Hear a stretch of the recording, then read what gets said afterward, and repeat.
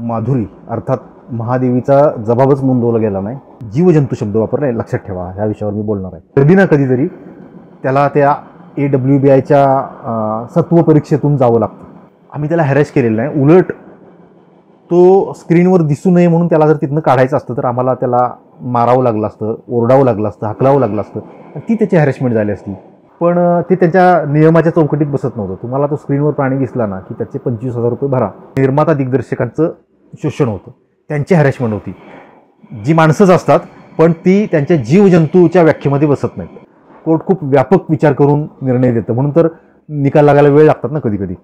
कुत्र्याचा एखाद्या जबाब नोंदवा असं कुठं कोर्ट म्हणतं का, कायदा म्हणतो का? नाही म्हणत, कारण त्यांच्या लेखी ते मुख्य प्राणी आहेत. त्या प्राण्याचं कल्याण कशात आहे हे ठरवण्याचा अधिकार पेटाला आहे, त्या प्राण्यांना नाही असं ते मानतात.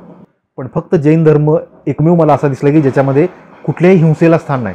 त्यांनी मठाला ऑफर दिली होती की आम्ही काहीतरी देणगी देऊ आणि हा हत्ती आम्हाला द्या, आणि फार मोठ्या देणगीची ऑफर देऊनसुद्धा ती मठानं नाकारली.